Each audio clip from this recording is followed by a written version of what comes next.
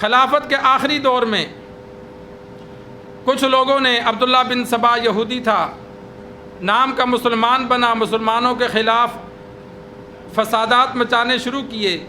عثمان غنی رضی اللہ تعالی عنہ کی شہادت تک بات آ گئی، ان کو گھر میں محصور کر دیا، مسجد نبوی میں ان کا آنا بھی بند کر دیا، بئر روما جو خود خرید کر دیا تھا اس سے پانی بھی بند کر دیا۔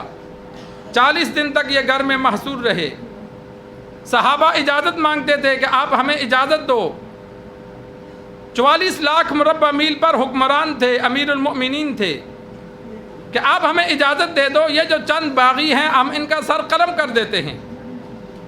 تو عثمان غنی رضی اللہ تعالی عنہ نے اجازت نہیں دی، آگے سے جواب دیتے کہ آپ صلی اللہ علیہ وسلم نے مجھ سے وعدہ لیا تھا کہ تیرے خلاف سازشیں ہوں گی تو تو نے لڑنا نہیں ہے، وَأَنَا صَابِرٌ، میں اس وعدے پر پکا ہوں، میں اسی لیے صبر کر رہا ہوں۔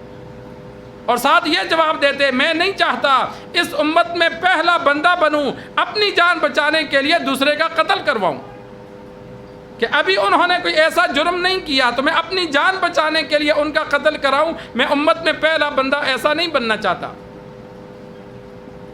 حضرت عباس رضی اللہ تعالی عنہ کے بیٹے عبداللہ، حسن و حسین گھر کے چاروں طرف یہ رہتے تھے۔ اکثر بڑے صحابہ نے اپنے نوجوان بچوں کو بھیجا ہوا تھا جو ان کے گھر کے ارد گرد پہرا دیتے تھے، چکر لگاتے رہتے تھے، تاکہ جو باغی لوگ ہیں وہ حملہ نہ کر سکیں، نقصان نہ پہنچا سکیں۔ تو حضرت عثمان غنی رضی اللہ تعالی عنہ نے عبداللہ بن عباس رضی اللہ تعالی عنہ کو بلایا اور حکم دیا کہ تم حج کے امیر ہو، کہ میں تو نہیں جا سکتا، تو لہذا حجاج کا امیر تمہیں مقرر کرتا ہوں، لہذا جاؤ اور مسلمانوں کو حج کراؤ۔ انہوں نے معذرت کی کہ میں یہاں موجود ہوں آپ کی حفاظت کے لیے، تو عثمان غنی رضی اللہ تعالی عنہ نے سختی سے حکم دیا، تو پھر مان لیا کہ چلو آپ کا حکم ہے تو میں چلا جاتا ہوں۔ لیکن حسن حسین رضی اللہ تعالی عنہما اور دیگر بہت سے نوجوانوں نے اس سال حج نہیں کیا۔ حسن حسین رضی اللہ تعالی عنہما نے بھی حج نہیں کیا، وہ عثمان غنی رضی اللہ تعالی عنہ کی وجہ سے مدینہ میں موجود رہے۔ عثمان غنی رضی اللہ تعالی عنہ ایک دن گھر کی چھت پر چڑھے اور لوگوں کو مخاطب کر کے، خصوصاً جو باغی تھے ان کو مخاطب کر کے کہا کہ تمہیں میں خدا کا واسطہ دیتا ہوں، مجھے یہ بتاؤ کہ سرکار دو عالم صلی اللہ علیہ وسلم نے جب کنواں خریدنے کا حکم دیا تھا کہ بئر روما جو خرید کر وقف کرے گا میں جنت کی بشارت دوں گا، تو تمہیں یاد نہیں کہ وہ میں نے خرید کر دیا تھا؟ لوگوں نے کہا ہاں ہمیں یاد ہے۔ تو فرمایا ظالمو، اسی کنویں سے مجھے تم روکتے ہو پانی پینے سے۔ پھر فرمایا آپ صلی اللہ علیہ وسلم نے جنت کی بشارت دی تھی، مسجد نبوی کے لیے زمین کی، وہ میں نے خرید کر دی، اور تم مجھے ہی کو روکتے ہو اس میں نماز پڑھنے سے۔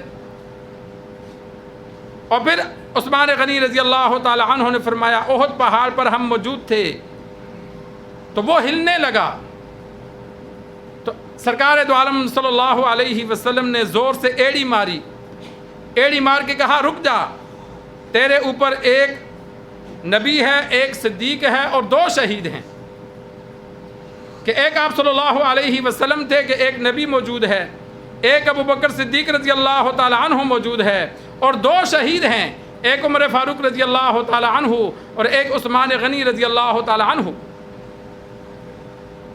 پھر زور سے کہا اللہ اکبر، میں شہید ہوں، کہ تم مجھے شہید کرنا چاہتے ہو تو یہ تو بشارت آپ صلی اللہ علیہ وسلم پہلے دے چکے ہیں، تو مجھے یہ منظور ہے۔ 18 ذی الحجہ کو باغیوں نے ان کو شہید کیا، اچانک حملہ کر دیا، اللہ تبارک و تعالی نے شہادت کی موت عطا فرمائی، جنت البقیع کے کنارے پر ان کو دفنایا گیا۔